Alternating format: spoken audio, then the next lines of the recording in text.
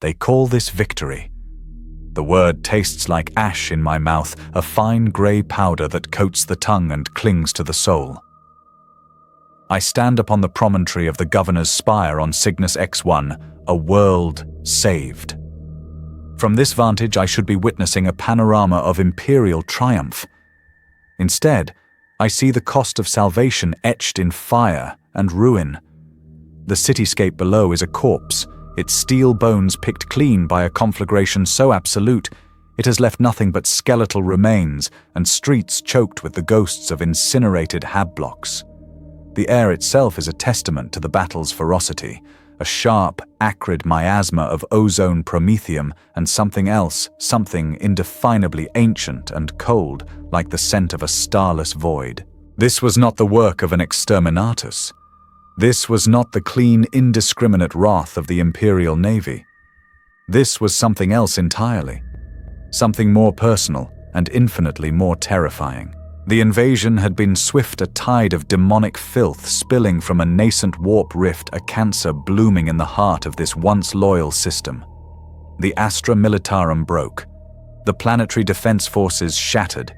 Even the stoic sons of Dawn, the Imperial fists dispatched to bolster the line, were being bled white, their perfect formations fractured by the illogical geometries of chaos. We were losing.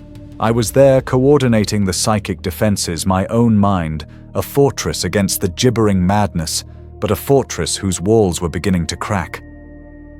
Hope was a dying ember. Then they came. They did not arrive via drop pods or thunderhawks cleaving the sky with righteous fury. They simply were. One moment the front line was a chaotic hell of blood and brass. The next it was defined by figures of black ceramite and bone wreathed in ethereal flames that burned but did not consume. They were specters of vengeance, space marines, as they appear in the most fevered dreams of pious saints and the most terrifying nightmares of heretics. Their armor was archaic, adorned with skulls and skeletal motifs. Their bolters' old Phobos pattern spat shells that exploded with the fury of dying suns. They moved in an unnerving silence, a silence more profound than any battle cry, broken only by the crackle of their phantom fires and the percussive thunder of their weapons. The Legion of the Damned, the demonic hosts, creatures born of raw terror, hesitated. For the first time since their incursion, they knew fear. I felt it through the Imperium, a spike of cold alien shock. These fiery apparitions were anathema to them in a way even the purest faith of a battle sister was not. The Legion advanced, and the unholy legions of the ruinous powers dissolved before them, not merely killed, but unmade, their very essence scoured from reality by bolts of incandescent wrath. They did not take cover. They did not strategize. They were a force of nature, an inexorable tide of judgment. Where they walked, the very ground was purged, leaving behind glassed earth and the lingering scent of sanctified ashes. And now, they are gone. As silently as they appeared, they vanished, leaving behind a saved world that feels more like a tomb. I walk through the makeshift survivor camps in the spire's lower levels. Victory has not brought solace. It has brought a new kind of horror. I see the veterans of the Imperial Fists, transhuman demigods who have stared into the heart of chaos, now staring at nothing, their gauntlets trembling. I see guardsmen, men and women who held the line against unimaginable terrors, now weeping uncontrollably or sitting in catatonic silence. They all bear the same psychic scar. I can feel it radiating from them, a phantom heat behind the eyes. When they sleep, they do not dream of demons. They dream of their saviors. They see the burning figures, the silent advance, the skull-faced helms that offered no comfort, no camaraderie, only a chilling, absolute finality. Their salvation was a horror story whispered into their souls. They look at me, an inquisitor of the Ordo Malleus, a man who deals in the demonic, and their eyes ask a question I cannot answer. What did we just witness? By what right do such things exist? I have interrogated a dozen of them, from the chapter master of the Imperial Fists contingent to the lowliest medici. The accounts are identical, maddeningly consistent. No vox communication, no banners, no war cries, only the silent burning judgment. They are ghosts, angels, demons wearing the guise of loyalty. Every theory is a heresy, yet the evidence is undeniable. They saved Cygnus X1, but the psychic resonance they left behind feels like a curse, a spiritual blight that has settled over this world far deeper than any physical destruction. The fundamental question gnaws at my mind, a maggot of doubt in the flesh of my faith. If they are servants of the Emperor, why does their presence feel like a violation of holy law? If they are a phenomenon of the warp, why do they exclusively fight against its denizens? They are a paradox, a walking contradiction that threatens the very foundations of imperial dogma. They are the Emperor's divine wrath, a manifestation of his psychic might, the Zealots whisper. They are a new, terrible breed of demon, a trick of Zentin to sow confusion and false hope, my own order might argue. I believe neither. The truth, I suspect, is something far more complex and far more terrible. They are not merely soldiers.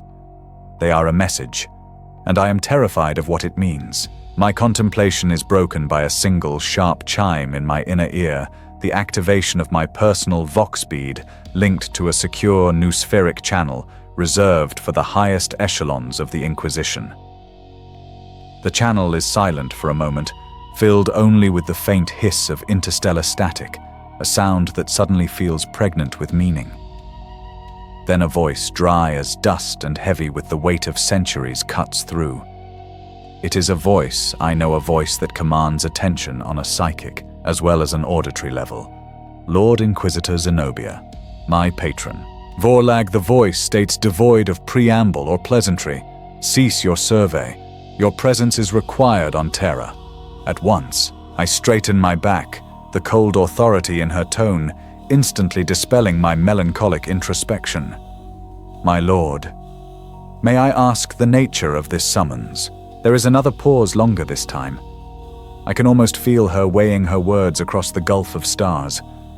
When she speaks again, her voice is a mere whisper, yet it carries the weight of a death sentence. It concerns your ghosts. The damned are walking, and the frequency is increasing. There is a pattern forming Vorlag, a pattern we must decipher before it reaches its conclusion. The High Lords are blind, but some of us are not. Come to the throne world. The real work begins now. The channel cuts, leaving only the sound of the wind whistling through the broken spire. The wind smells of ash. The pattern. She confirmed my deepest fear. These are not random appearances. They are movements in a grand unseen design. A protocol, my mind whispers a word bubbling up from the subconscious. They are a weapon being aimed. But by whom and at what? I look down at the saved city, at the hollowed-out shell of a world that paid for its survival with its sanity. The Legion of the Damned brought salvation, but they left behind only questions. And I, Kalen Vorlag, Inquisitor of the Ordo Malleus, am being commanded to find the answers.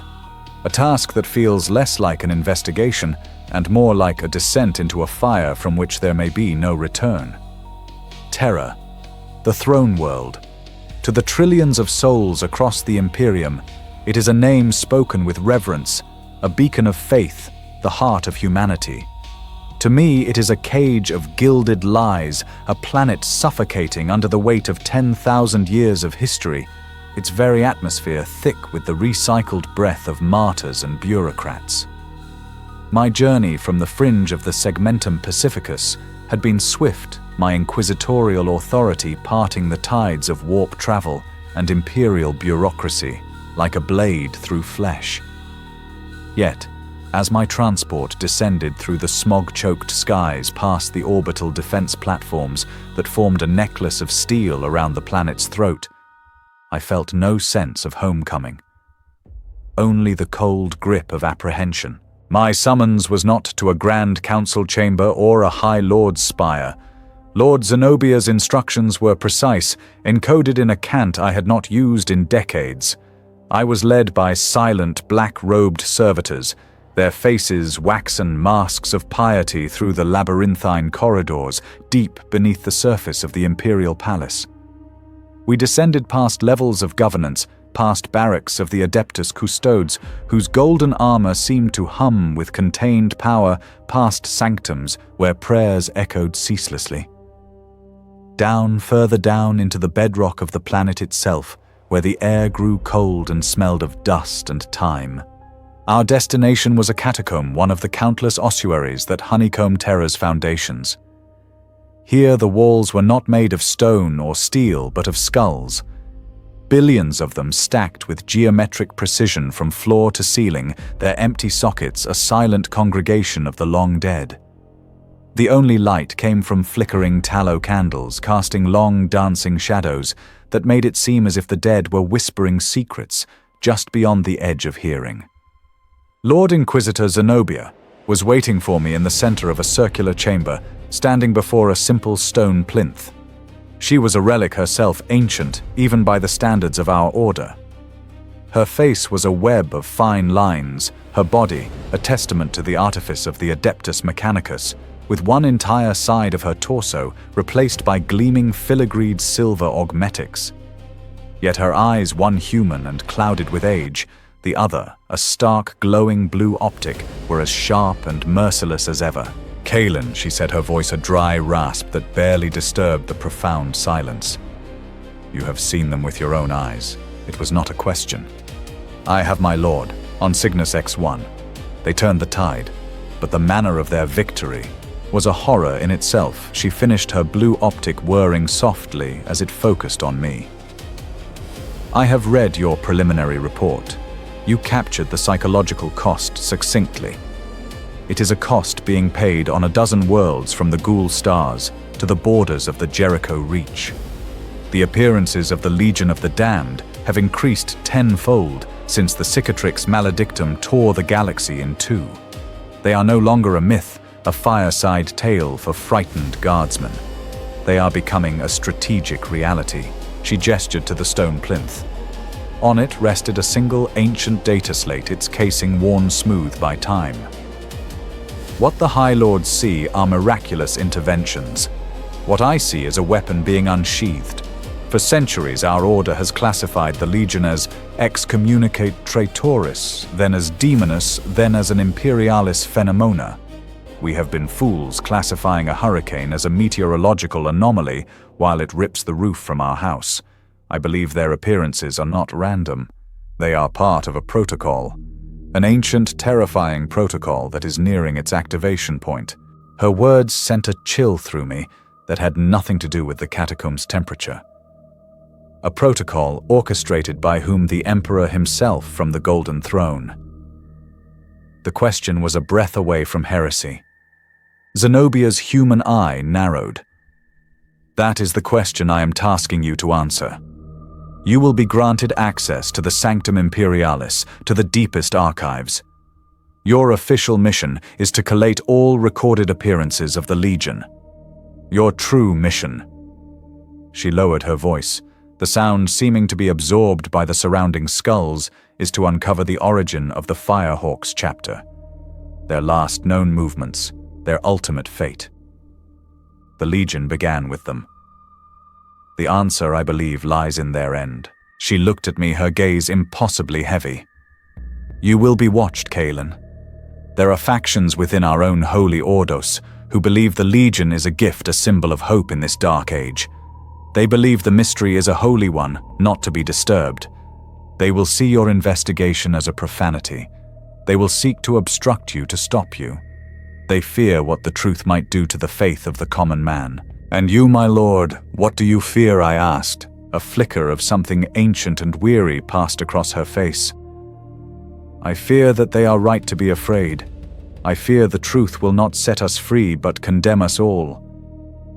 But the Inquisition does not serve faith, it serves truth, no matter the cost." My new mission began in the Hall of 10,000 Tomes, a cavernous chamber within the Sanctum Imperialis, where data servitors drifted like ghosts on silent grav units, and the air hummed with the ceaseless operation of cogitator banks.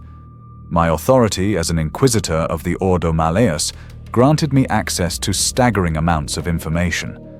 I could read the personal journals of Primarchs, view astropathic intercepts from the Great Crusade, and trace the lineage of every Space Marine chapter ever founded. But when I sought information on the Firehawks, I found nothing. Or rather, I found tantalizingly little. Their founding was recorded, their victories listed in dry formal text. But their later history, their traditions, their chapter masters, all of it was sealed. Every data file I attempted to access returned the same chilling response, a glowing crimson seal of the Ordo Hereticus, accompanied by a single line of High Gothic. Access denied. Authority level terminus. Terminus. The highest possible level of restriction reserved for knowledge so dangerous that its very existence is a threat to the Imperium. To seal information about a supposedly loyalist chapter at this level was unheard of. It was more than a secret. It was a cover-up. Zenobia was right. Someone or some faction had gone to extraordinary lengths to erase the Firehawks from history, leaving only the barest outline of their existence. I stood in that silent hall surrounded by the accumulated knowledge of humanity and felt a profound sense of ignorance. The truth was here, somewhere buried under layers of seals and systemic lies. The Firehawks had been deliberately obscured, their story deemed too terrible to be told.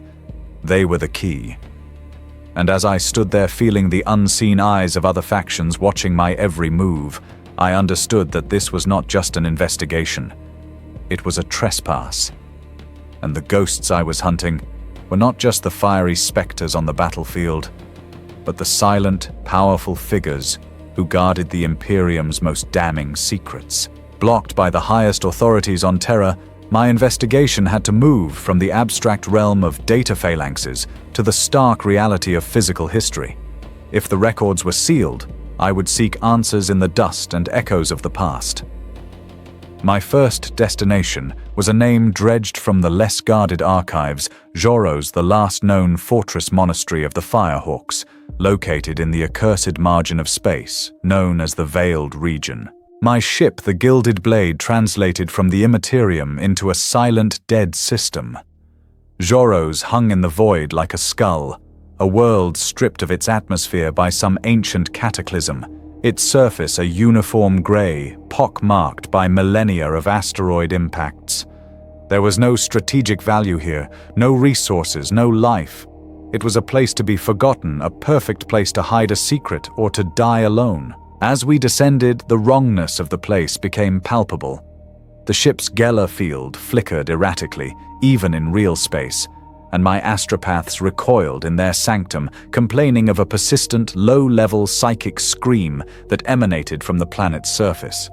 The Firehawks' home had not just died, it had been poisoned. Their fortress monastery named Raptor Rex was a titanic structure carved into the side of the planet's largest impact crater. From orbit, it looked like a great bird of prey, its wings spread wide in a gesture of defiance. On the ground, it was a tomb. The adamantium gates were buckled and torn, not from external assault, but from an explosive force originating within. The silence was absolute, broken only by the hiss of my suit's rebreather and the crunch of my boots on crystalline dust. I walked the halls of a dead giant. Statues of their Primarch Robout Gilliman lay toppled, their marble faces staring blankly at the void above. Battle banners, centuries old, were reduced to brittle tatters that disintegrated at my touch. The air, thin as it was, still carried a scent, the same scent from Cygnus X1. Ozone and cold, starless space. A psychic resonance clung to the stone walls, an afterimage of immense, unimaginable pain, and a terrible, ecstatic devotion. My search led me to the Reclusium, the spiritual heart of the fortress. It had been the epicenter of the blast that had shattered the monastery. The great dome had been peeled open to the stars, and the central altar was a mound of fused metal and scorched rock. It was here, protected by the sheer mass of the fallen masonry, that I found what I was looking for. In a small, lead-lined scriptorium adjacent to the main chamber, I found the charred remains of a journal. The vellum pages were brittle. As autumn leaves, the script scorched and fragmented, but what remained was illuminating. It was the personal diary of Chaplain Sidonis, the chapter's master of sanctity. I pieced the fragments together in the sterile light of my shuttle. The words were a testament to a mind consumed by a terrible, glorious fire. Or the dreams come again. Not dreams, but visions. I see the throne a sun of impossible brilliance. His light pours into me a holy agony. He shows me the path. The chapter grows restless. Our victories feel hollow. We fight the alien, the heretic, but the true enemy, the great enemy, laughs from the darkness between the stars. We are a blade, but we are not being wielded by his hand. Master Stibor calls it heresy. He fears my words, but others listen. The brothers see the truth in my eyes. We were not made for garrison duty. We were made for the fire, the Emperor's fire, to be the vessel of his final cleansing wrath. Stibor has finally relented. He saw it too in the entrails of the captured psyker, a golden path leading into the heart of the storm. He calls it a fool's errand. I call it our destiny. We will cast ourselves into the sea of souls not as explorers, but as pilgrims. A final pilgrimage into hell to offer ourselves at the foot of the throne to become what we were always meant to be. His judgment made manifest. The last legible entry was chilling. The ritual is prepared. We will burn away our weakness. We will become the echo of his fury. We sail for the maelstrom at dawn. Let the galaxy burn. The journal gave me the mindset. Fanaticism bordering on heresy, driven by a chaplain who believed he was receiving direct visions from the Emperor. They hadn't fallen to chaos. They had thrown themselves into a pyre of their own, making a suicidal act of faith. My next stop was to find someone who had witnessed this faith firsthand. The Firehawks had no official successors, but the archives mentioned a brother, Chapter the Ashen Claws, who had fought alongside them in the Orden Rift campaign shortly before their disappearance. The chapter master of the Ashen Claws, a grim giant named Valerius, received me in his Hall of Heroes. His suspicion was a palpable force. An inquisitor asking about a disgraced and forgotten lineage was not a welcome guest. "We have no records of the Firehawks, Lord Vorlag," he stated flatly, his voice a low growl. "Their name was struck from our histories by order of the High Lords themselves." "I am not here for your records, Chapter Master," I replied, my tone even. "I am here for your memory, specifically the memory of Venerable Brother Kaitan." Valerius's eyes narrowed. "Brother Khitan has not been woken in over a century. His slumber is sacred. A slumber I must regretfully disturb. My authority is absolute." The air crackled with tension before Valerius gave a stiff, formal nod. I was led to the halls of the honored, where the dreadnoughts slept. The ritual of waking was a long, solemn process of unguents litanies and the roar of ancient machinery coming to life. The sarcophagus of Kaitan was a magnificent relic of the dark age of technology, a contemptor pattern chassis, its surface covered in purity seals and battle honors.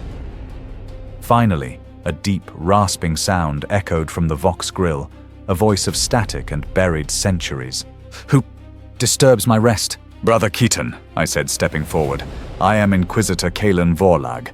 I have questions about the Firehawks." A long, crackling silence. For a moment I thought the ancient warrior had returned to slumber. Then the voice returned, tinged with a phantom sorrow. "The Hawks. The cursed. The glorious. I remember." "Tell me of them," I commanded. "Tell me of their character." "Fire," the dreadnought rasped. "That is all I can say. They burned. We fought beside them on the bastion of Corinth. Orcs, a green tide that threatened to overwhelm us. Our strategy was one of calculated defense, a patient grinding down of the enemy. The Firehawks, they had no patience. Their chaplain Sidonis spoke of the holy fire of the soul. Their chapter master Stibor seemed a man possessed by another's will. They refused defensive postures. They charged into the thickest fighting, claiming the Emperor guided their blades and blessed their bolters. The dreadnought's immense chassis shifted the sound of grinding pistons echoing in the hall. I saw them walk through explosions that should have torn them asunder. I saw them purge entire orc warbands, their eyes glowing with an inner light. It was magnificent, and it was terrifying. It was not faith, Inquisitor.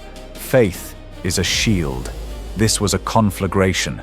They believed they were instruments of divine will, that their every action was a direct order from the Golden Throne. They saw martyrdom not as a risk, but as the ultimate goal, a final perfect union with the Emperor's wrath. They were not soldiers. They were a prayer waiting to be answered. The pieces were slotting into place. A chapter consumed by extreme suicidal fanaticism, led by a visionary chaplain believing they could become a literal extension of the Emperor's anger. They hadn't just disappeared in the warp. Chaplain Sidonis's journal and the testimony of the dreadnought painted a clear picture. They had gone into the storm with a purpose. They had gone to offer themselves up to be reforged in the Emperor's psychic fire. The trail of the Firehawks had gone cold in the material universe, buried in scorched ruins and the fading memories of the near-dead. Their final pilgrimage had not been to a place, but into a state of being a transformation fueled by faith and enacted within the Imperium. To follow them further, I would have to abandon the logic of evidence and clues and step into the realm of the ephemeral, the insane, and the damned. My investigation had to turn from the physical to the metaphysical. My first lead was a name in a high-security medici facility on Luna, a name flagged with my own inquisitorial seal, Astropath Prime Jaxion. He had been part of the choir aboard the Dauntless-class cruiser Shield of Aquila when it responded to a distress call from the shrine world of Sanctum IV. They arrived to find the battle already won, the invading force of word-bearers, traitor marines utterly annihilated. They also found the Legion of the Damned walking amongst the ruins, their fiery forms turning the fallen to ash before vanishing. Jaxion, a psyker of immense talent and discipline, had opened his mind to broadcast a message of gratitude. He had inadvertently touched their collective consciousness. He had been screaming ever since. The cell was cold, the walls lined with psycho-dampening materials that felt like a lead weight on my own latent abilities. Jaxion sat on a simple stone cot wrapped in a grey penitent's robe. He was not screaming now. He was perfectly still, his posture rigid, his vacant milky white eyes staring at a wall only he could see. The air around him was thick with the static of a shattered mind, a constant low-level hum of terror and awe. Astropath Jaxion. I began, my voice calm, projecting a sense of order into the room's psychic chaos. I am Inquisitor Vorlag. I want to talk about what you saw on Sanctum IV. He did not respond. His breathing was shallow, his focus absolute. A lesser man might have used pain or chemical stimulants. I chose a more precise tool. Closing my eyes, I reached out with my own mind, not as an intruder, but as a listener, gently probing the edges of his madness, searching for the memory core that had been so utterly traumatized. His mind was a maelstrom. I saw what he saw, towering figures of black and bone fire that cast no heat, the skull helms turning in unison towards his psychic presence. I felt his awe turn to terror, as he realized they were not living things, not souls in the conventional sense, but focal points. They were windows into a furnace of unimaginable scale. He had tried to interpret the thought stream, the choir of souls that comprised the Legion, and the sheer magnitude of it had broken him. I navigated the storm, shielding my consciousness behind walls of discipline and training.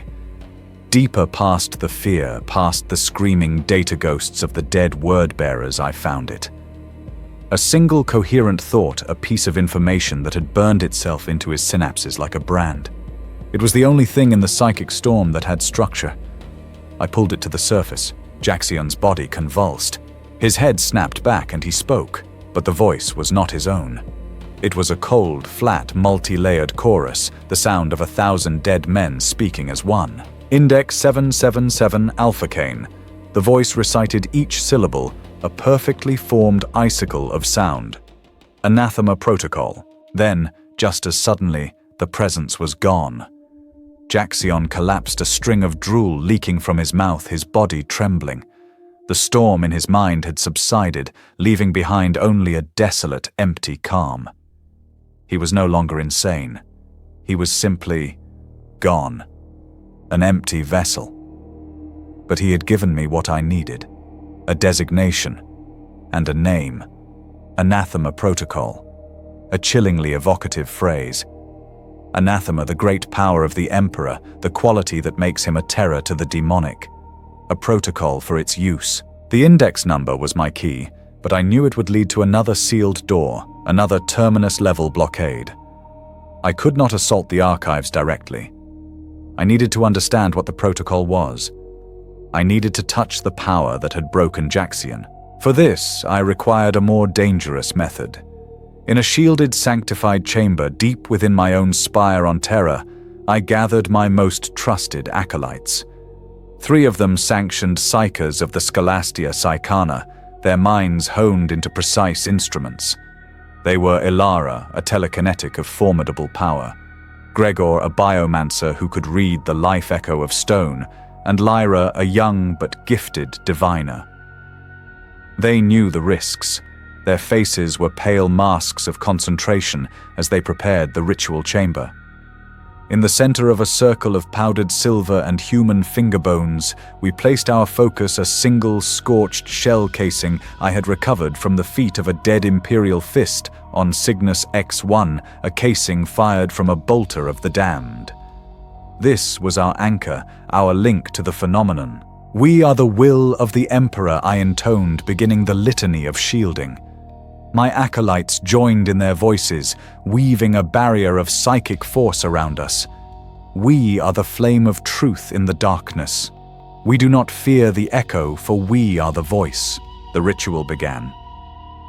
Lyra opened her mind, using the casing as a scrying glass into the past, into the psychic resonance of the Legion. Ilara and Gregor acted as conduits, channeling the ambient power of the chamber into her, while I stood as the fulcrum, the anchor, ready to sever the connection if the strain became too great. The air grew heavy, the shadows in the corners of the room seeming to deepen and stretch. A wind that did not exist stirred our robes. I felt the connection snap into place, a jolt of psychic energy, like a lightning strike to the soul. I was no longer in the chamber. Through Lyra's mind, I was looking into the fire. The vision was not a coherent narrative. It was a blast of raw, conceptual data that threatened to overwhelm my senses.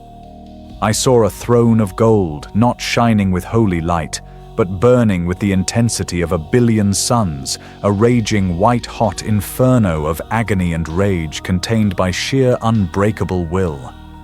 I saw the galaxy not as a map, but as a living body sick with cancer, the great rift a festering, weeping wound. Stars were dying, entire systems winking out like embers in a cold wind. And beneath it all, I felt the command. It was not a voice. It was not a string of words. It was a purpose, an imperative burned directly into the fabric of my soul. It was a feeling of absolute final duty, a command to endure, a command to await the final judgment, a command to become the judgment. It was a weight, a pressure, a terrible and glorious burden that demanded ultimate sacrifice. It was the collective will of the Firehawks, magnified 1 billion-fold, focused into a single, unshakable directive from the mind of a dying god. The power was too much. The vision began to fracture. The burning throne pulsed, and a wave of pure, undiluted fury lashed out along our psychic connection. It was not aimed at us. It was simply there. A byproduct of a consciousness at war with gods and itself for 10 millennia. "Lyra!" I shouted in the real world, seeing her body begin to tremble, a thin trickle of blood running from her nose. sever the link, but it was too late. She was the focal point, the weakest link in our chain. The psychic backlash surged through her. For a horrifying second, her eyes glowed with the light of the golden throne itself. She opened her mouth to scream, but no sound emerged. Only a torrent of white-hot fire incinerating her from the inside out. Her body went rigid, then collapsed into a pile of black smoking ash and charred bones. The ritual circle was broken. The feedback threw me across the chamber. I slammed into the far wall, my mind reeling a searing pain lancing through my head. The connection was severed. The room was silent, save for the terrified gasps of Alara and Gregor and the smell of vaporized flesh. I rose to my feet, my body aching, but the pain was nothing compared to the new sensation in my mind. Where the connection had been, there was now a void, a patch of coldness that felt like a fragment of the starless void between galaxies. A psychic scar, a permanent reminder of the power I had touched and the price of the knowledge I sought. The Anathema Protocol was not a strategy. It was not a contingency. It was a force of nature, a weapon forged in the heart of a psychic supernova, and I had just felt the barest whisper of its existence. The price for a single clue had been the life of an acolyte and a scar upon my own soul. Yet the clue itself was a key of immense potential. Index 7-7-7 Alpha-Cane and the terrifying name Anathema Protocol. My attempts to cross-reference the index within the standard inquisitorial archives were met with the same terminus-level blockade I had encountered before. But the index's prefix was unusual, its structure archaic. It did not belong to the Ordo Hereticus or Malleus. It belonged to a far more shadow-bound and feared organization, one whose very existence was a secret kept even from most within the Inquisition. The Ordo Sinister. The Ordo Sinister. The left-handed order masters of the dreaded Psi Titans, the Imperium's most terrifying weapons of psychological warfare. During the Horus Heresy, they were given purview over projects that blurred the line between science and sorcery, tasked with creating weapons born of the Imperium itself. If anyone would devise something named the Anathema Protocol, it would be them. Their archives were not on Terra. They were not within the Imperium's codified systems at all. My authority and Zenobia's influence guided me to a black void station, a cloaked facility hidden in the trailing Trojans of Jupiter, a place that did not officially exist. It was a sphere of polished obsidian that drank the light of the distant sun, attended by silent gene-sculpted servitors with too many limbs and optics that glowed with cold blue fire. There were no priests here, no soldiers, only watchers and machines. Presenting my inquisitorial rosette and the index number to the station's master, a towering cybernetic construct whose human components were little more than a whisper in a shell of black iron, was a tense affair. The machine entity was silent for a full minute, its internal cogitators processing a request it had likely not received in millennia. Then, a section of the floor slid away, revealing a gravity lift descending into absolute darkness. The data vault of the Ordo Sinister was a place of profound wrongness. It was kept at a temperature barely above absolute zero, and the silence was so complete that I could hear the faint electrical hum of my own cybernetics. Information here was not stored on cogitators, but within crystalline matrices that pulsed with a faint captive light, each one containing the thoughts and theories of men who should have been executed for heresy. The master construct led me to a specific alcove. Index 777 Alpha-Cane. It was a single fist-sized crystal webbed with what looked like frozen lightning. As I placed my hand upon its surface, the crystal warmed, and the information within flowed directly into my mind via my neural ports. It was not a single coherent file. It was a fragmented collection of thoughts reports and terrifying theoretical abstracts, all dating from the darkest days of the Siege of Terra. It was a ghost file, a project buried and forgotten. Project codename Anathema Protocol, submitted by Magos Prime Delphin Grus Divisio Militaris Ordo Sinister. Hypothesis: The primary obstacle to conventional anti-demonic warfare is the reliance on faith-based or physical phenomena. The nature of the Imperium allows its denizens to circumvent material law. A new approach is required. The Emperor, in his essence, is a psychic and metaphysical null zone to the warp. He is the ultimate reality check. He is anathema. This project proposes the weaponization of this absolute fact. I scrolled past complex diagrams that looked more like occult summoning circles than engineering schematics. I saw reports from captured enemy psychers who had been forced to gaze into the Emperor's light via astropathic relays, their minds sublimating into dust. Then came the core of the proposal. Concept. The anathema. Protocol is not a physical device. It is a psychic frequency. A resonance key tuned to the conceptual truth of the Emperor's being. It is a weapon of pure weaponized reality. When projected, it would not simply banish a demon. It would enforce the laws of causality and temporal reality upon it, causing the demonic entity to cease to exist in a fundamental retroactive manner. It would be as if it had never been. The sheer, terrifying ambition of it took my breath away. This was not a weapon to kill monsters. It was a weapon to rewrite the universe, to erase the enemy from ever having been a threat. But the final entries in the file turned my blood to ice. They were frantic, desperate missives from the project's lead psychers. From the desk of sanctioned psycher diviner, Hestia Magos Grus is a fool.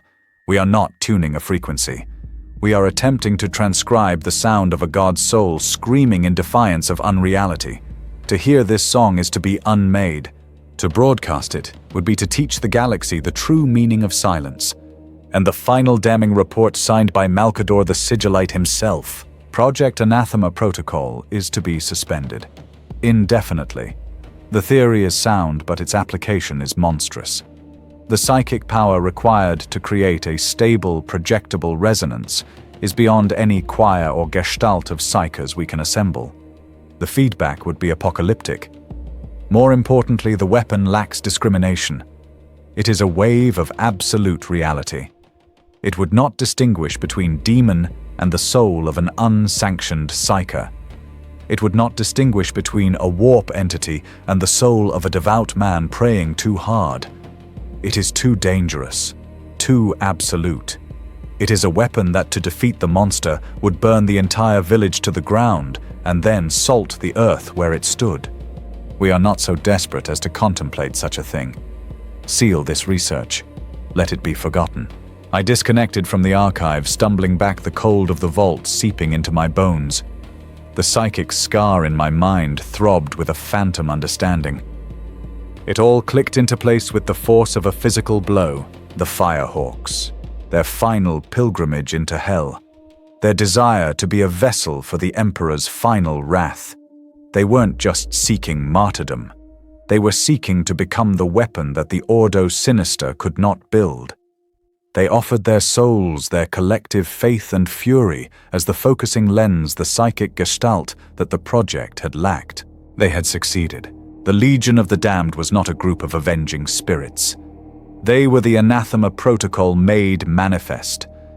A living, breathing doomsday weapon forged from the souls of fanatics in the heart of the warp, powered by the dying rage of the Emperor on the Golden Throne. And it was a weapon that was now walking across the battlefields of the Imperium, a terrifying symphony of destruction whose true purpose I was only just beginning to comprehend.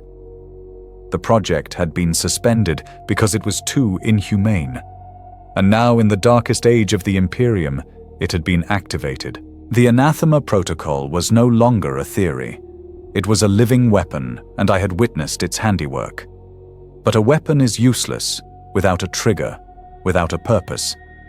The fragmented files from the Ordo Sinister told me what the Firehawks had become, but not why.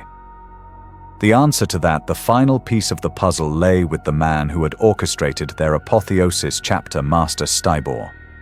And his final confession, I knew, would be found on the bridge of his flagship, the battle barge Aeterna Cruciatus, the vessel that had led the Firehawks on their final damned pilgrimage. The ship had been declared perdita 10 centuries ago, lost with all hands in the maelstrom, a turbulent warp storm, second only to the Eye of Terror. Finding a single ship in that sea of madness was an impossible task. Impossible for all but a select few. My search led me to the Bell of Lost Souls, a prison ward deep in the Rock of Gibraltar, where the Adeptus Astra Telepathica house their most dangerously unstable and clairvoyant psychers. My quarry was a being known only as the Sibyl of the Void, a prophet so powerful that his physical body had long since withered away, leaving a desiccated husk wired into a life-sustaining amniotic tank. His mind, unbound by flesh, drifted on the tides of the Imperium, witnessing 1,000 pasts and 1,000,000 futures simultaneously. The price for his knowledge was steep. He did not trade in coin or favors, but in memories consuming the experiences of others to anchor his own fractured consciousness. "I know why you have come, Inquisitor." His voice whispered not from his withered mouth, but directly into my mind, a dry rustle of dead leaves. "You seek the ghost ship, the vessel of the burning men. I have seen it. It drifts in a silent sea, waiting for a final tide." "Give me its location," I commanded my own mind, a fortress against his casual intrusion. "A location is a memory of a place," the Sibyl whispered back. "The universe remembers where it has been. To know its memory, you must give me one of your own. A significant one. Something with flavor." I stood in the cold, humming chamber, the choice laid bare before me. I delved into my own past the battles, past the interrogations, past the grim necessities of my office. I found a memory from my early days as an interrogator, a memory of standing on the parapet of a conquered fortress, watching the dawn rise after a hard-won victory. A memory of feeling a genuine, untainted flicker of hope for the future of the Imperium. A feeling I had not truly experienced since. It was a weakness, a relic of a more naive man. I offered it to him. I felt a cold, psychic tendril slide into my mind. It was not violent, but it was intimate and violating. The tendril located the memory, the emotion, and then it pulled. I felt the warmth of that forgotten sunrise drain from me, the flicker of hope extinguished, leaving behind only the cold, hard calculus of duty. The psychic scar I earned in my ritual now had a companion, a hollow place, where a sliver of my humanity had once resided. The Sibyl convulsed in his tank. "Ah yes, delicious," he sighed in my mind. Then his mental voice became a shriek. Coordinates burned behind my eyes, not as numbers, but as concepts, a blind spot in the Astronomican's light, a wound in the Imperium where time bleeds near the weeping heart of the choral engine. The location was unstable, a place that was not truly a place, but a moment of transit trapped in eternity. It was enough. Now I needed a ship and a crew capable of surviving such a journey. My own vessel was a tool of office, not an exploratory craft suited for such a perilous voyage. For that, I called in a debt I had held for 50 years. Jaquel Vaughan was a rogue trader of ill repute and exceptional skill, captain of the frigate Serpent's Kiss, a vessel as fast and morally flexible as its master. I had saved his dynasty from an exterminatus order after his grandfather had foolishly dallied with Xenos artifacts. The price for my intervention was a single, unbreakable oath of service to be called upon at my discretion. His face, a handsome collage of augmetic implants and roguish scars, appeared on my hololith, his usual smirk vanishing when he saw my seal.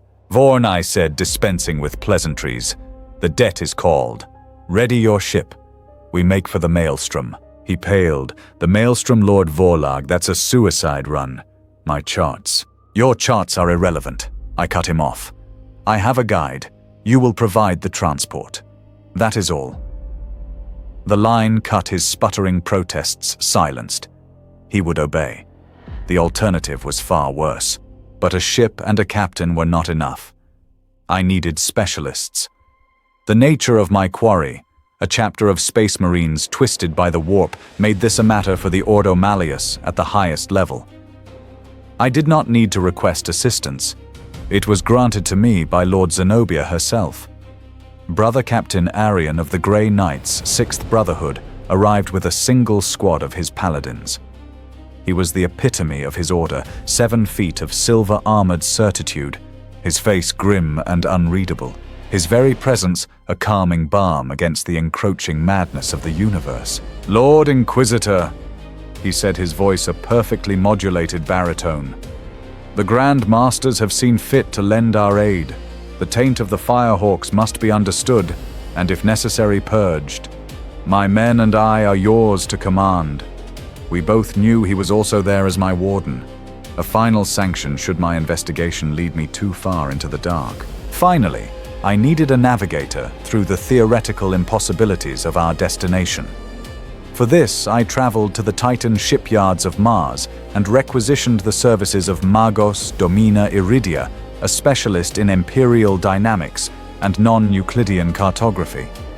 She was more machine than woman, her face a serene silver mask from which a dozen optic lenses extended and retracted her voice, a series of perfectly synthesized canticles. She showed no fear at the prospect of the journey, only a voracious, unnerving curiosity.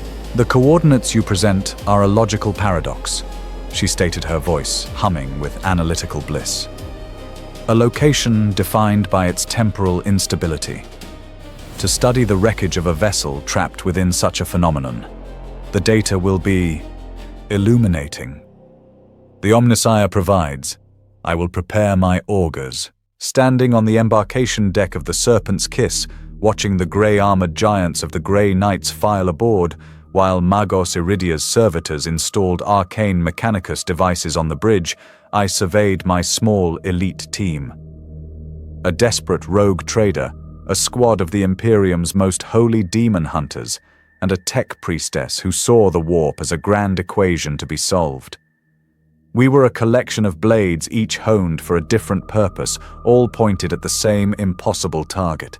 We were ready to hunt a ghost ship in the heart of hell. There are few phrases in the lexicon of the Imperium that carry as much dread as warp translation.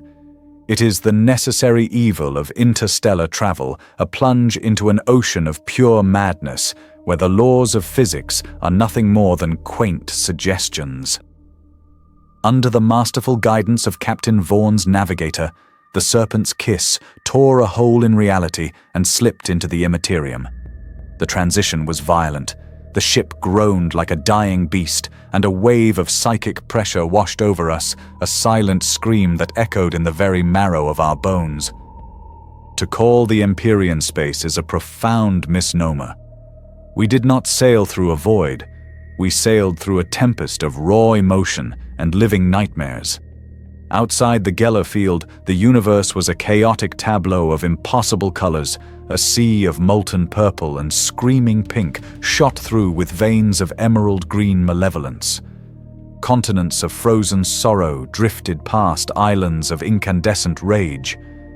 Great whale-like entities older than humanity itself swam in the psychic currents, their forms mercifully indistinct through the shimmering blue barrier of our only protection. The journey was hell. Magos Iridia's arcane devices whined and sparked their logic circuits, struggling to impose order on the fundamentally illogical. She seemed ecstatic, her multiple optic lenses swiveling to and fro, recording data that would likely drive a lesser tech priest to madness. Fascinating, she would chant in her synthesized voice. The causal flow is reversing upon itself. The temporal readings are beautiful. For the rest of the crew, it was an ordeal. Despite the Geller field, the influence of the warp bled through. Whispers slithered through the ventilation systems, promising power knowledge or release. Men were haunted by visions of their deepest fears and most shameful desires. The ship's corridors seemed to shift and change when unobserved, and the crew began to eye each other with suspicion and paranoia. Fights broke out over imagined slights. A grizzled deck officer swore he saw his dead wife beckoning to him from beyond the hull and tried to cycle the airlock before he was restrained. My own mind was a constant battleground. The psychic scar I bore acted as a tuning fork for the warp's horrors, and the hollow space left by the Sibyl felt like an open wound attracting the attention of predatory things. I saw visions of my own failures, of worlds I had failed to save, of acolytes I had sent to their deaths. It took every ounce of my inquisitorial discipline, every litany of faith and mental shield I had ever learned to keep my own sanity intact. Through it all, Brother Captain Arian and his Grey Knights were pillars of absolute calm.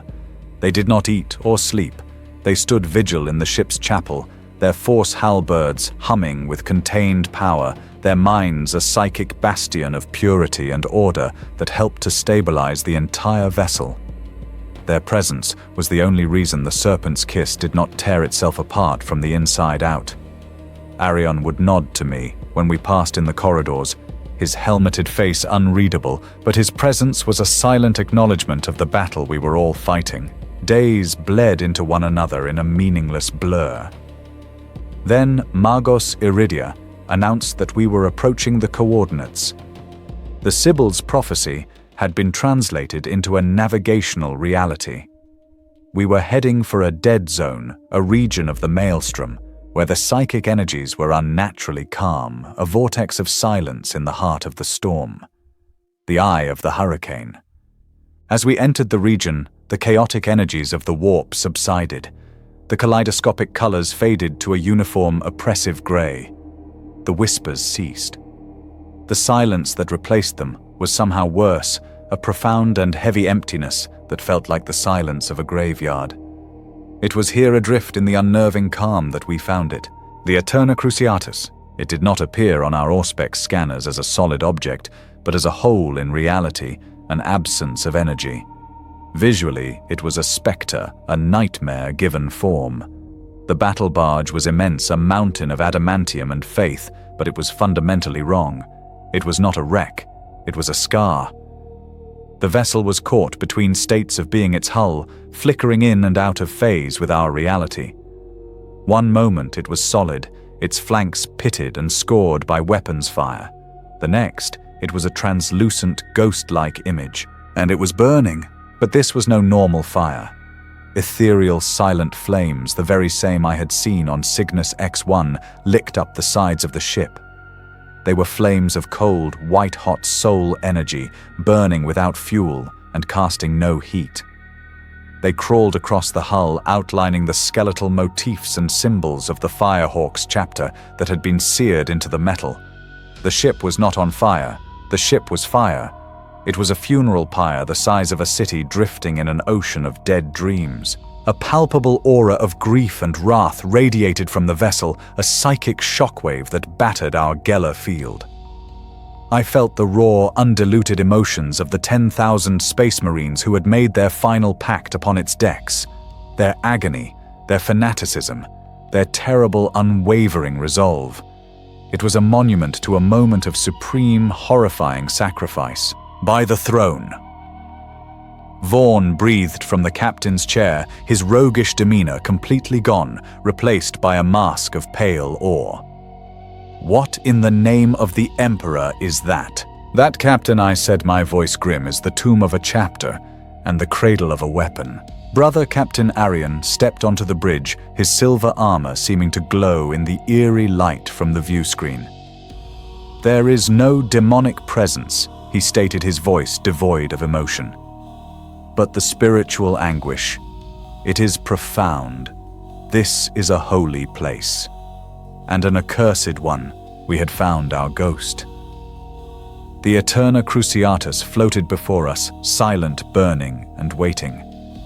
It held the final answer, the last will and testament of the Firehawks. And now we had to board it.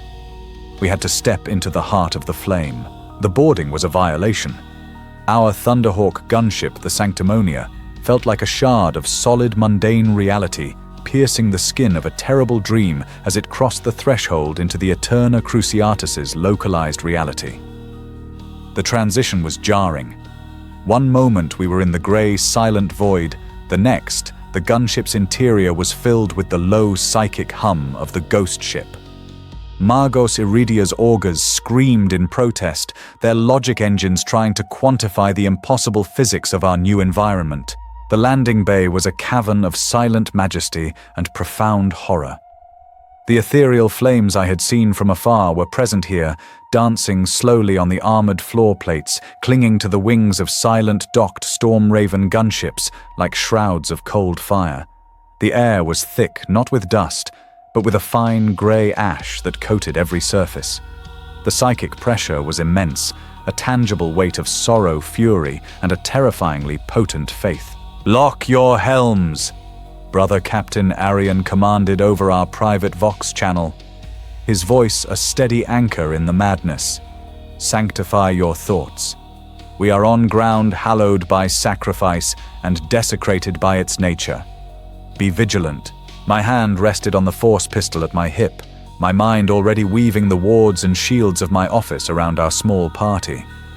I was flanked by Arian and his 5 paladins, their Terminator armor making them seem like silver giants, their Nemesis force halberds already glowing with a soft blue light. As we moved into the main arterial corridor, a space that resembled the nave of a great cathedral, we encountered the first of the ship's inhabitants. They were not ghosts, not demons, but something far more disturbing. They were echoes, psychic imprints left behind frozen in their final agonizing moments. A lone Firehawk Marine stood in the center of the corridor, his bolter raised. As we approached, the scene played out. He screamed a silent scream, his head snapping back as white fire erupted from the eye lenses of his helmet. The echo faded only to replay itself a few seconds later. It was a psychic scar on the timeline of the ship, a loop of agony. Further in, we were confronted by an entire squad, their forms flickering and translucent. They raised their weapons and fired not at us, but at some unseen enemy from their past. Though the bolts they fired were spectral, they carried real kinetic and psychic force. One of them struck a nearby column, and a chunk of adamantium the size of my torso exploded inward. "They are not sentient," I yelled over the Vox. "They are recordings with kinetic potential. Disperse them. Do not try to kill what is already dead." The Grey Knights moved with sublime purpose. They did not engage the echoes as soldiers, but as exorcists. Their halberds were not swung to cleave flesh, but to sever the psychic tethers that bound these agonizing moments to the ship. With each sweep of a blade, an echo would dissolve with a final silent shriek, its energy dispersed into the humming atmosphere. We fought our way through a memory, battling the dying screams of a chapter of heroes. We passed through medici bays where phantom apothecaries tended to men who were burning from the inside out, and scriptoriums where librarians clutched their heads as their minds were torn apart and reforged by a power they could not control. Every step was a journey through a fresh vision of hell. After what felt like an eternity, we reached the towering adamantium doors of the command bridge. They were sealed shut, but the cold fire of the legions seeped through the cracks. Arian and another paladin forced the doors with a groan of protesting metal, revealing the sanctum of the ship's final moments. The bridge of the Eterna Cruciatus was a throne room of the dead. The vast chamber was lit only by the ethereal flames which burned brightest here, and the cold, distant light of the maelstrom visible through the vast viewports. At their stations, the bridge crew were slumped in their chairs, skeletons clad in the rotting finery of their uniforms. All of them were frozen in a final silent prayer. The psychic energy here was so concentrated it was nearly suffocating, a crushing wave of undiluted 10,000-year-old emotion. And on the command throne at the center of the dais sat the architect of it all, Chapter Master Stibor. His skeleton was immense, even seated. He was clad in a suit of ornate Terminator armor, blackened and scorched, as if he had been at the heart of a plasma blast. His skeletal hands were clasped not on the arms of the throne, but on an object in his lap. His head was bowed as if in supplication. He was a king on his funeral pyre. The object he clutched so tightly was a large book, a ship's log bound in what I immediately recognized as tanned and stretched human skin. A great cracked seal of black wax held it shut, bearing the icon of the firehawks. This was it, the final testament. I approached the throne, the grey knights forming a protective circle around me. The air grew colder, the psychic hum rising to a piercing whine. As my gloved fingers touched the book, a wave of pure emotion washed over me, despair, rage, hope, and a faith so absolute it was indistinguishable from madness. I carefully broke the ancient seal and prized the book from the skeleton's grip. The bones did not resist. I opened it. The pages were vellum, the script, a precise, disciplined hand that grew increasingly frantic and sprawling towards the end. I began to read. Log of Chapter Master Stybor. Battle Barge Eterna Cruciatus. Maelstrom Transit. Day 73. The Imperium is a tempest. Navigator Gast has been lost to us, his mind shattered by the visions. Our Geller field flickers like a dying candle. We are adrift. The demonic hosts of the great enemy hammer against our hull their whispers and incessant poison. The men are resolute, but I see the strain in their eyes. We have prayed to the Emperor for guidance, for deliverance, but there is only silence. Day 81. Chaplain Sidonis came to me again today. His eyes burn with the light of his visions. He speaks not of rescue, but of purpose. He says the Emperor has not abandoned us, but has guided us here, that this is our final trial, a crucible. He says the Imperium is dying, drowning in darkness, and that the Emperor requires a new weapon, a final terrible weapon to enact his judgment when all other hope is lost. Sidonis is mad, but when he speaks, the very soul of this ship seems to listen. I see his truth taking root in the hearts of my brothers. Day 94. The last of our astropaths has thrown himself into the plasma reactor. The whispers are worse. I fought a creature of brass and blood on my own command deck today, a phantom that bled from the walls themselves. We are dying. Sidonis is no longer mad. He is the only one who makes sense. We were not made to die like this, trapped in a cage eaten by wolves of the warp. We are the Firehawks. Our destiny is to burn. Day 100, the final day. I have gathered the entire chapter in the Cathedral of Holy Fire. 10,000 souls, the last of our line. I have relayed the words of Sidonis, the vision he has shown me. There will be no rescue. We are beyond his light, so we must become it. I have led them in the final prayer, not a plea for salvation, but an offering of our very being. We have renounced our flesh, our blood, our history. We have offered our souls, our pain, our unending loyalty, and our fury to the master of mankind. We ask for nothing in return, save to be made the instruments of his final, ultimate wrath, to be the fire that scours the unclean, to be the judgment at the end of all things. The prayer is complete. The ship is silent. We are waiting. The handwriting changed here, becoming a desperate, jagged scrawl. He has answered. The golden throne. I can feel it. A sun, a supernova in my soul. It burns. The agony is the truth. The pain is the purpose. The deck plates are melting, my brothers. Their armor is glowing cherry red. Their flesh is sublimating, turning to holy ash. There is no screaming, only a choir, a single glorious note of sacrifice.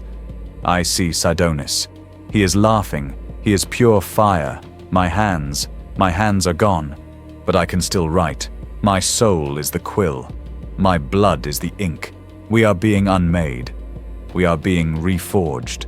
We are no longer men. The final entry was a single sprawling sentence carved into the vellum by something that was no longer a pen.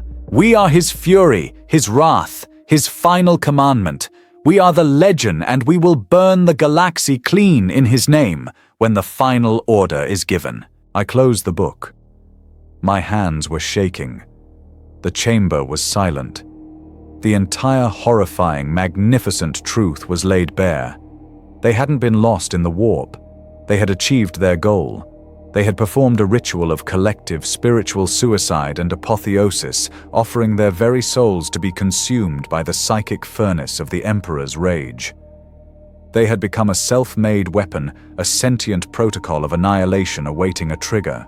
I looked up at the skeleton of Stibor seated on his throne. Not a victim, but a triumphant martyr who had damned his entire chapter to serve humanity in a way no one had ever conceived. He had not lost a battle. He had won a war for the very soul of his chapter, and in doing so had created the most terrifying weapon the galaxy had ever known. I stood on the command deck of the ghost ship, the diary in my hand, feeling as heavy as a lead ingot. The silence on the bridge was no longer the silence of death, but of awe, a solemn hush in the wake of a universe-shattering revelation. The soul flames danced slowly as if bowing before their dead king. I looked up at Stibor's skeleton. He was no longer a madman, a fanatic who had led his chapter to ruin.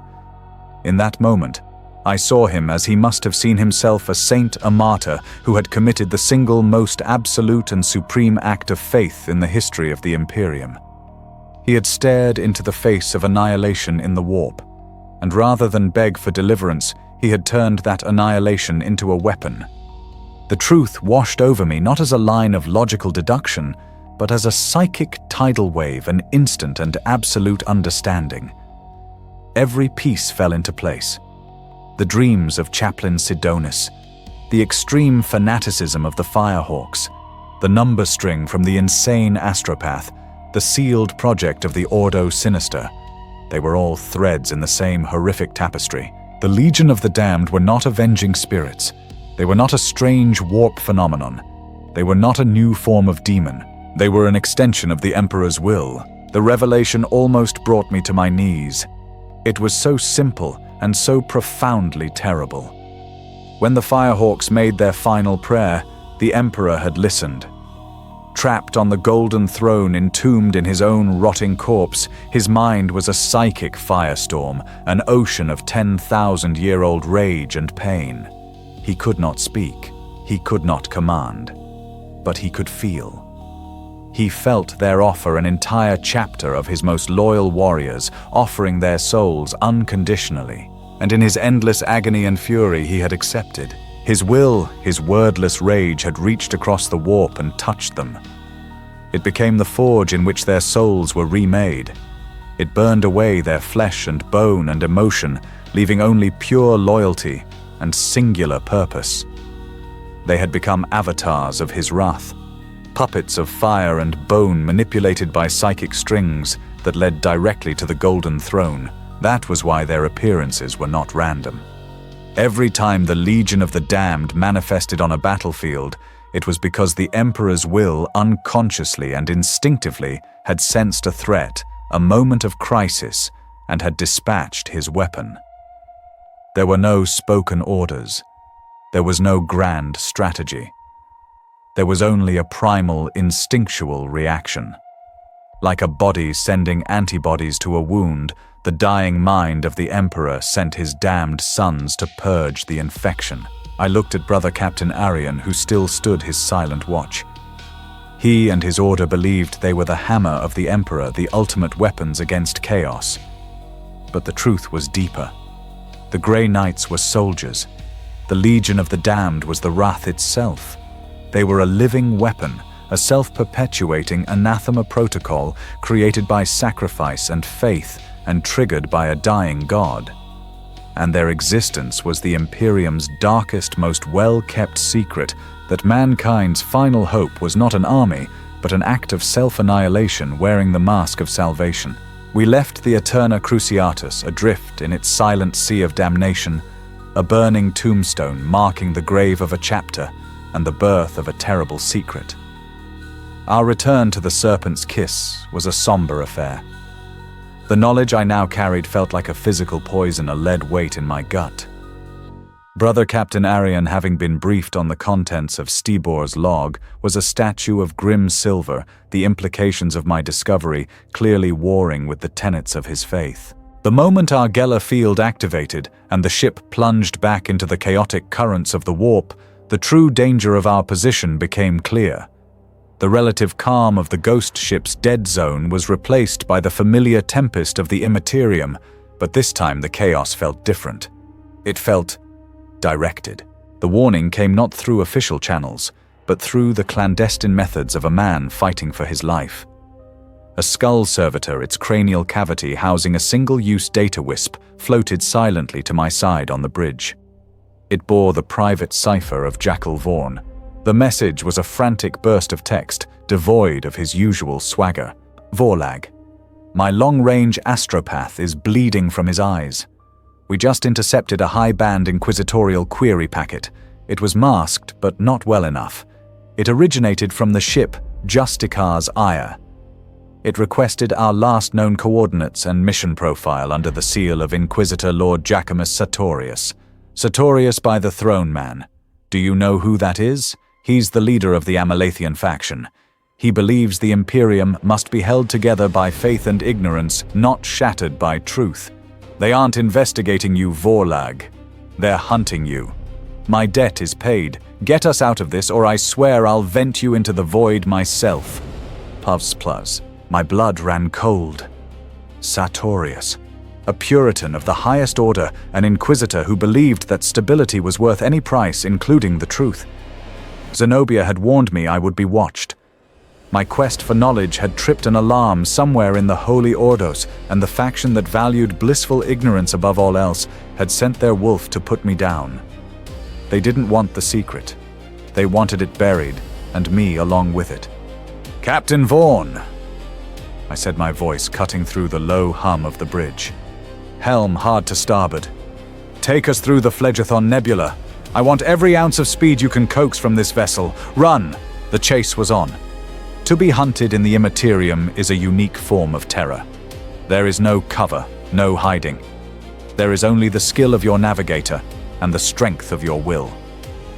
The Justicar's Ire, a vessel I knew by reputation to be a fast and heavily armed cruiser, was a predator in this psychic ocean. We saw its wake. Before we saw the ship itself, a disciplined, aggressive wave of order and conviction, cutting a swathe through the chaos, a shark moving through a school of terrified fish.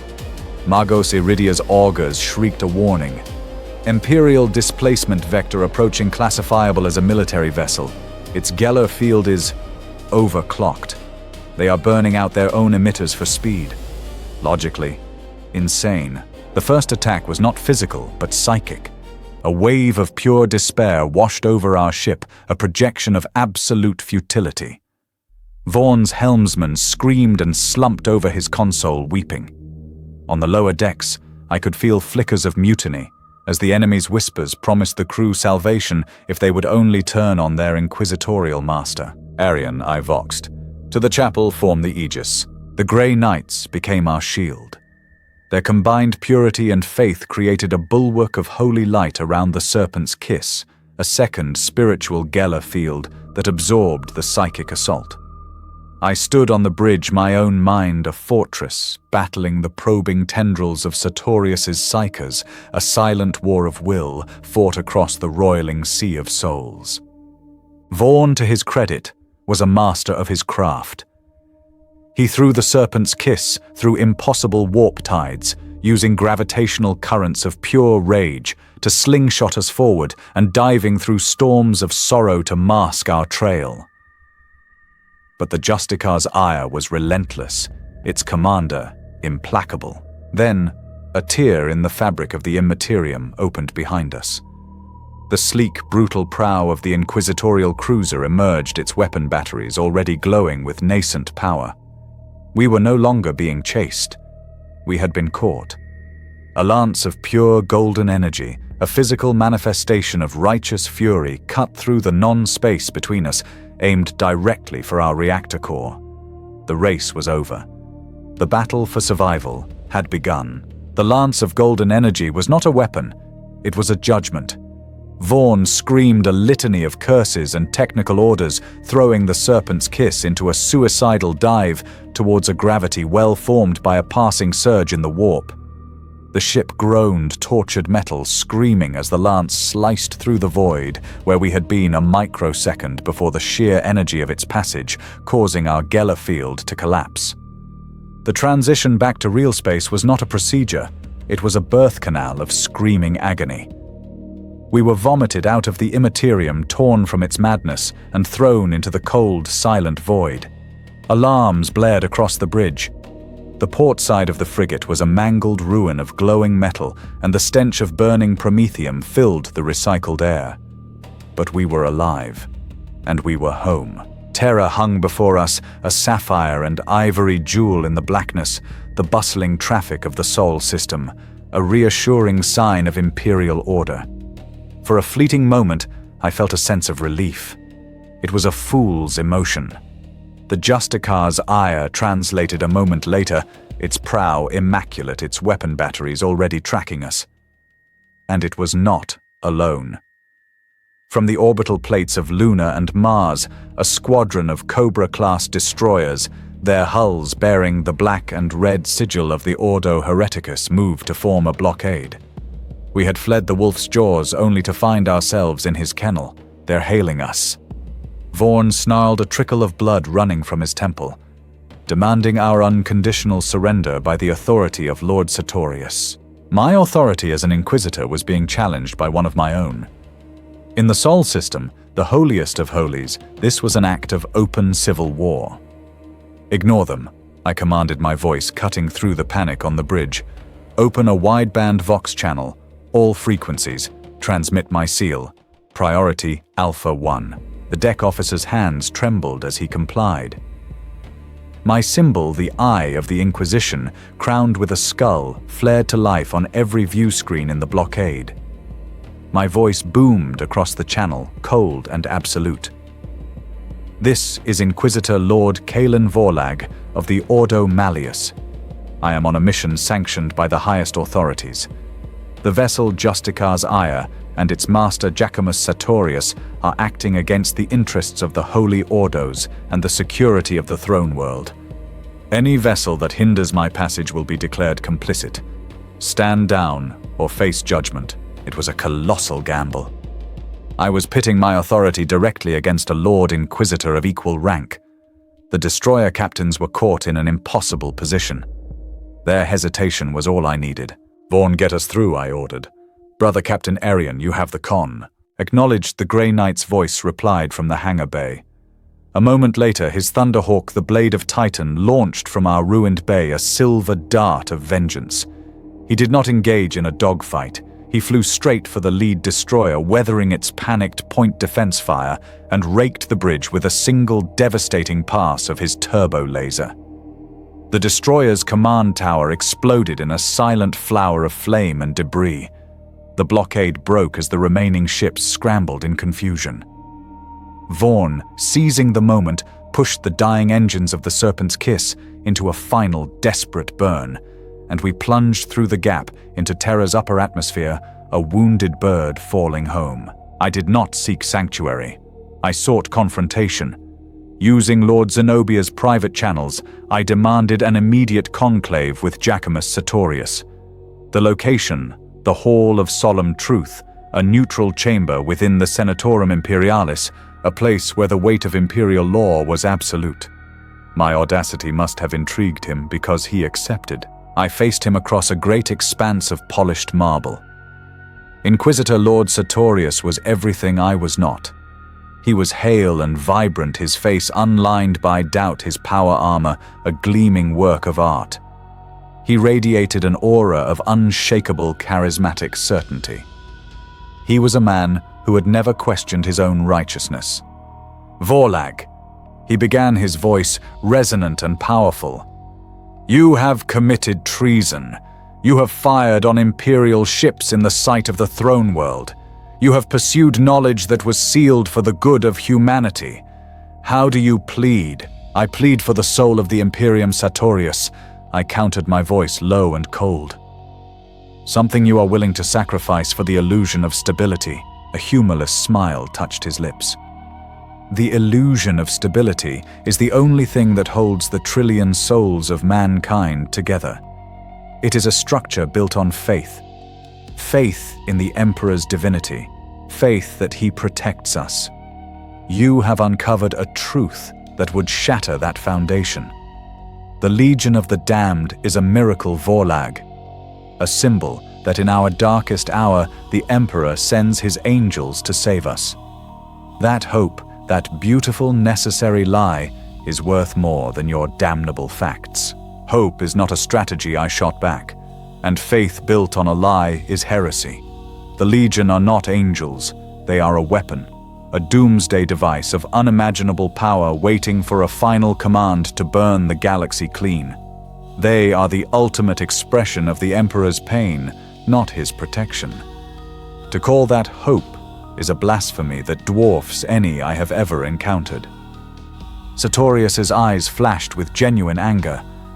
You are the blasphemer. You see the Emperor as a weapon, a protocol, a machine. I see him as our father and our savior. The people need saviors, Vorlag. They do not need your cold, soul-destroying truths. I am the gatekeeper of their faith. And you, he pointed a gauntleted finger at me, are the serpent trying to whisper poison in their ears. I will not allow it. Your investigation is over. You will be contained and your discovery will be buried forever. The lines were drawn. He was not a monster. In his own mind, he was the hero, the protector. But his protection was a gilded cage of ignorance, and the truth he sought to bury was a bomb ticking at the very heart of the Imperium. The truth is the only weapon that cannot be turned against us. I said, my voice barely a whisper, yet it echoed in the vast hall. And I do not answer to your fear, Sartorius. I answer to the fate of mankind. My confrontation with Sartorius left me with nothing. He had the political power, the military force, and the righteous fury of the ignorant on his side. I was a fugitive on the most fortified world in the galaxy, the subject of a manhunt conducted by my own order. Every avenue of official inquiry was closed to me. My evidence, the diary of a man dead for 10 centuries and a theory born of heretical science, would be dismissed as the ravings of a radical. I was beaten. But I still had one ally. Lord Zenobia met me in the ruin of a pre-unification church, a collapsed sanctuary buried deep in the foundations of the palace. She was a shadow among shadows, her augmetics whirring softly in the dust-choked silence. Sartorius has petitioned the inner conclave, she said, her voice a dry rasp. He is moving to have you declared excommunicate traitoris. By dawn, every assassin and stormtrooper on this planet will have your name and face. We are out of time, Kalen. Then we have lost, I stated, the words tasting like ash. The truth will be buried. Not yet, she countered, her blue optic glowing in the gloom. I anticipated Sartorius's fanaticism. There is one path left to you.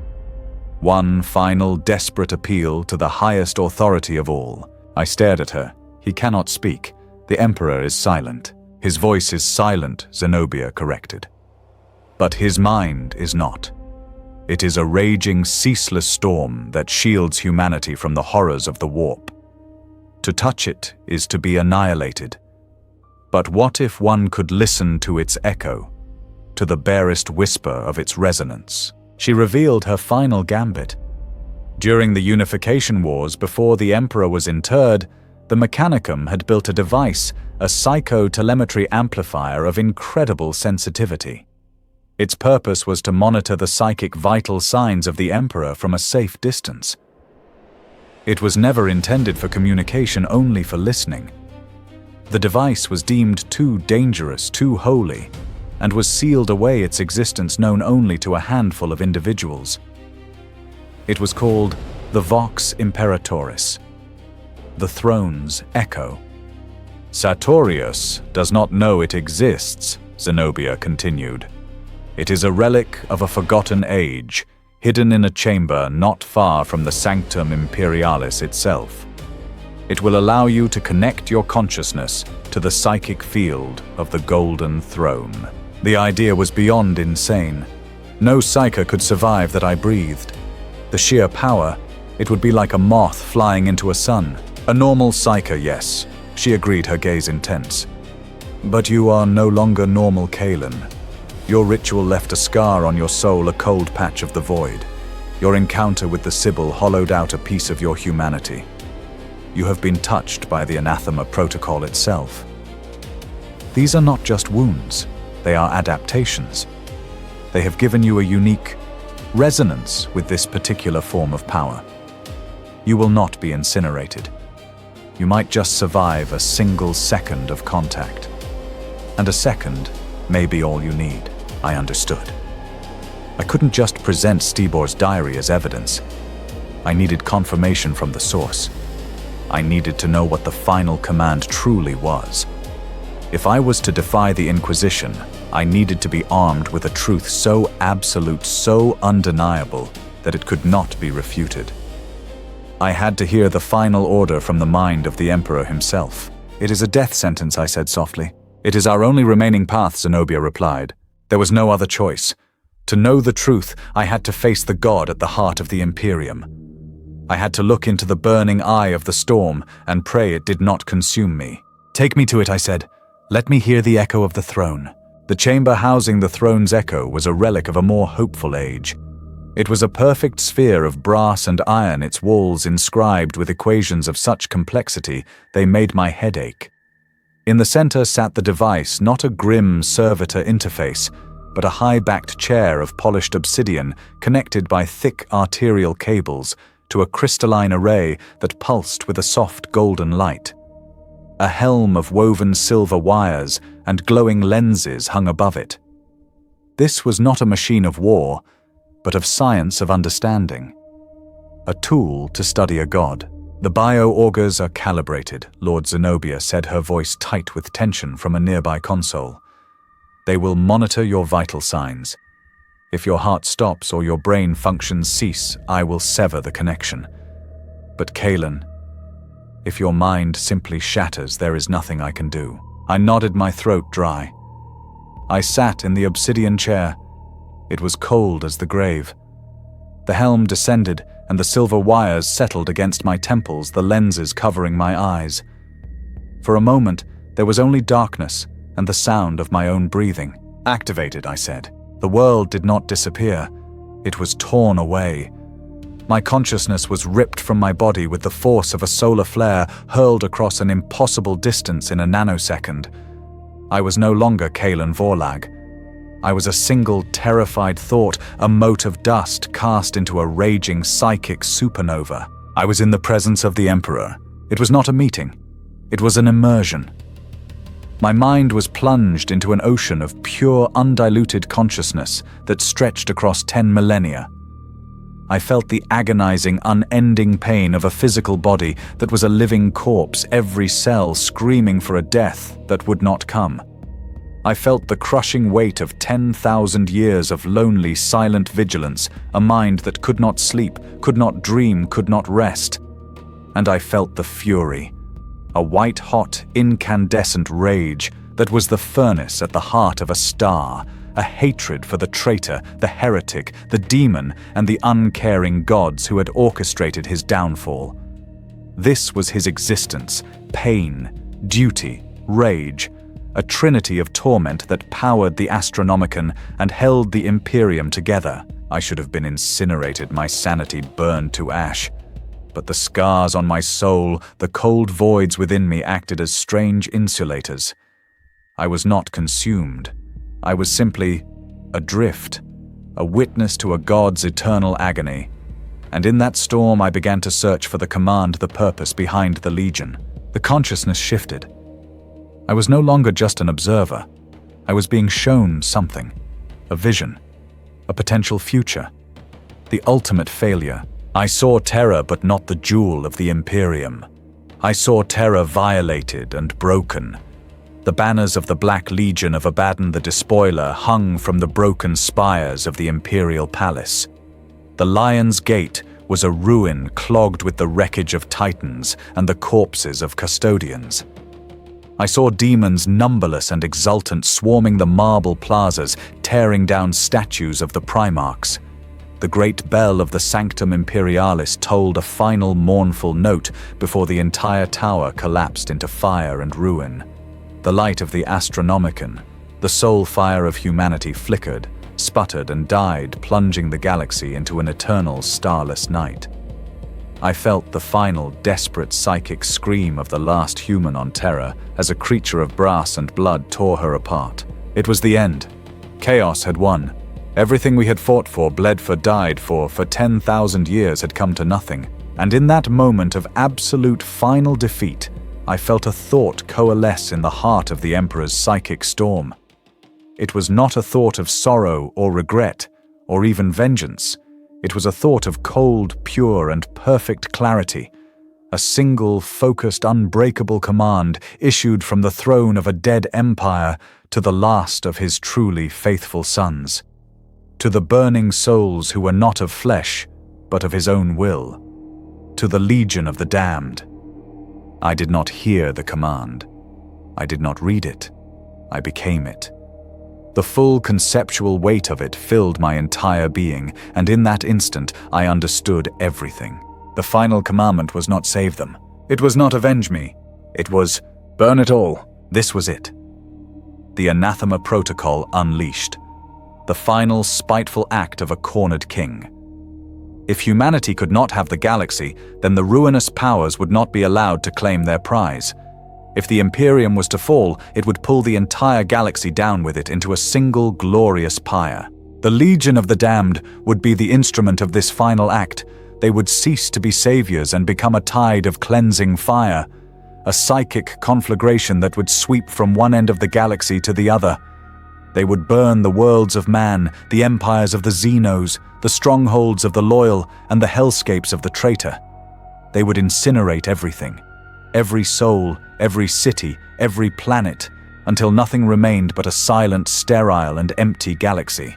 A cosmic graveyard, a monument to humanity's refusal to lose.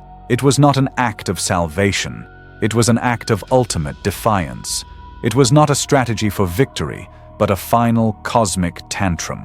An act of pure, absolute, and divine spite designed for one purpose: to deny the Chaos Gods their victory feast. The great game would not be won by them.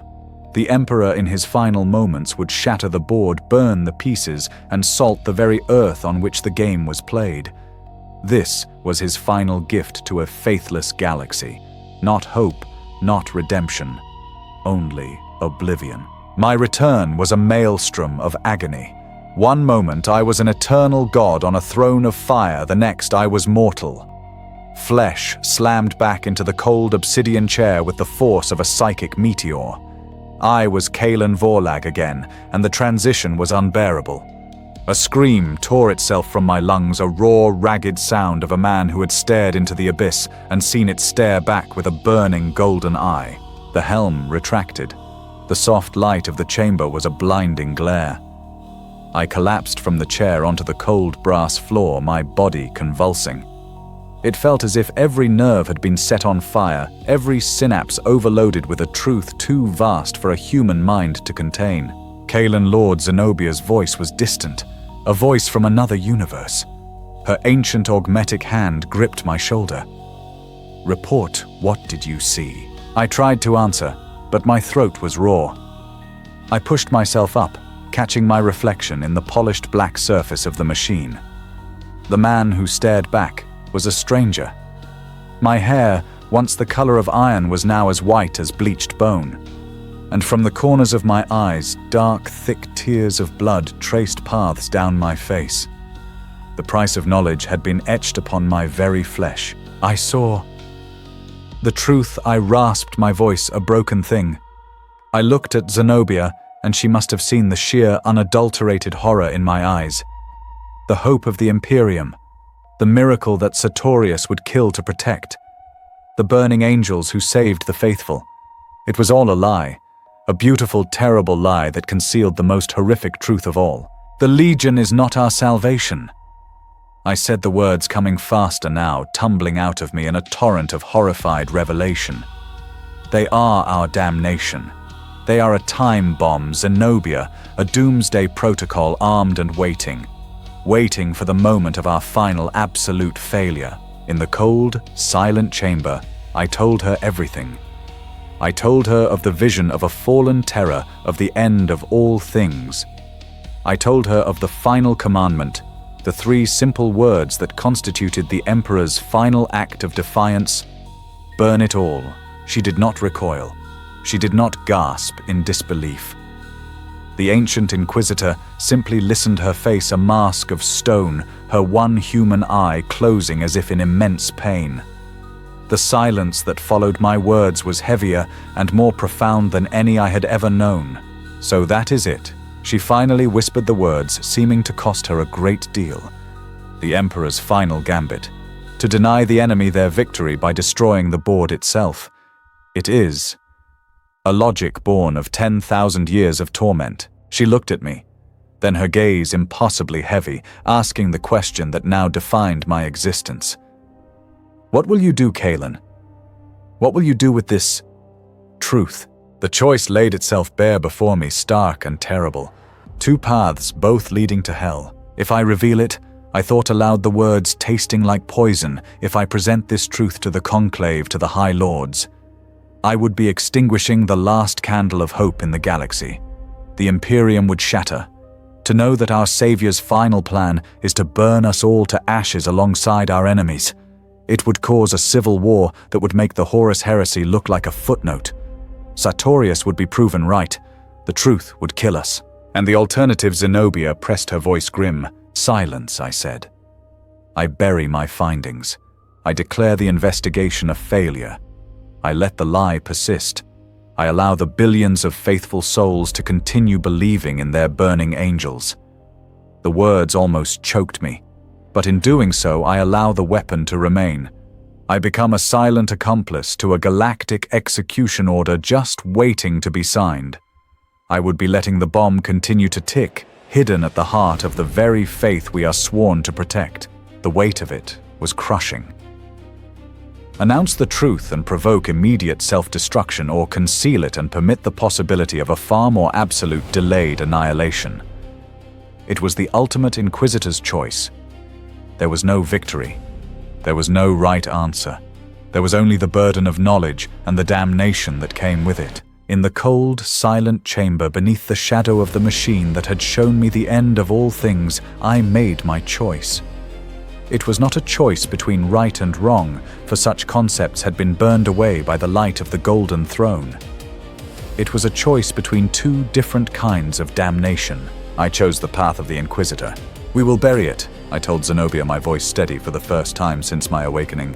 "We will bury it all." Her one human eye searched my face, seeing the certainty there. She did not argue. She simply nodded, the weight of her centuries settling upon her as she accepted her role in the great, terrible lie we were about to construct. For the next cycle, we worked with a silent, frantic purpose. My authority, combined with her ancient influence, was a powerful tool. We moved through the archives of the Inquisition like ghosts, sealing our own work, erasing our own footsteps. I personally redacted my reports from Cygnus X1, adding footnotes about psychic trauma and battlefield hallucinations. The fragmented records of the Firehawks were buried under a fresh layer of Terminus-level seals, this time placed by my own hand. The log of Chapter Master Stybor was not destroyed. Some truths are too terrible to be unmade, but was encased in a stasis vault and locked away in a place known only to Zenobia and myself, a single entry in a forgotten ledger, its only testament. My final act was to transmit a formal report to the inner conclave, a masterpiece of obfuscation and pious misdirection. I spoke of holy mysteries and the unknowable will of the Emperor. I concluded that the Legion of the Damned was a manifestation of divine intervention, a phenomenon beyond the grasp of mortal inquiry. I recommended that all further investigation into their origin be declared blasphemous and officially forbidden. I closed the case.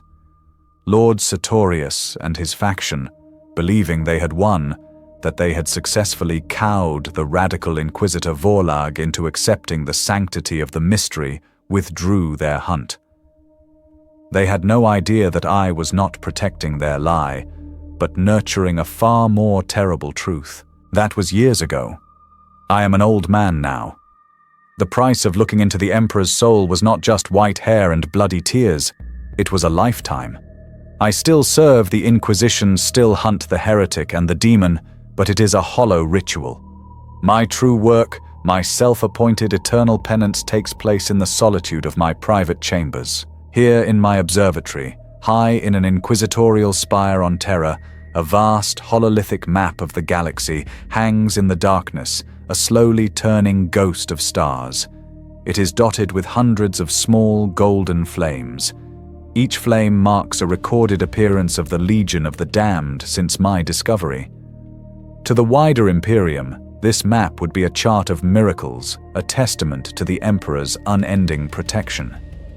To me, it is a seismograph, dutifully recording the tremors before the final world-shattering earthquake. I no longer feel anything when a new report comes in. No curiosity, no fear, only a weary, profound resignation. I listen to the breathless accounts of guardsmen saved at the last possible moment of chaos rituals disrupted by silent burning giants, and I see through the veil. I do not see saviors. I see soldiers on a final grand rehearsal. I see the detonators of a galactic bomb practicing their steps, ensuring their movements are perfect for the day the symphony of destruction is to be played. With every appearance, they are refining the protocol, attuning themselves to the Emperor's will, making ready for the final terrible crescendo. They are not saving worlds. They are taking their positions for the day they are ordered to burn them. In this dark and terrible age, I have learned the ultimate heresy. Hope is the deadliest poison of all. It is not an illusion. It is far worse. It is a promise of a fire that will be so absolute, it will make the slow, grinding death at the hands of chaos seem like a mercy. Jacomus Sartorius was a fool. He fought to preserve the hope of the Legion as a lie to keep the Imperium fighting. He did not understand that the truth was infinitely worse. The Legion is our hope. They are the Emperor's final solution. The master of mankind has watched his great dream of a secular enlightened empire of humanity burn for 10,000 years. He has seen his sons turn on one another, his people turn to superstition and fear his very name used to justify the atrocities he fought to end. He has seen the insidious taint of chaos seep into every crack of his Imperium, and he has made a judgment in the silent, raging core of his being. He will save humanity from corruption. He will save it from the eternal damnation of the ruinous powers. He will grant us his final, ultimate salvation, and he will do it by destroying us completely. The Legion of the Damned are not his vengeance. They are his mercy. The terrible final mercy of a father who would rather see his child's memory preserved in clean white ash than see it twisted into the foul plaything of his enemies. When the final order is given, they will not be a weapon of war. They will be an act of love. The most terrible and absolute love the galaxy has ever known.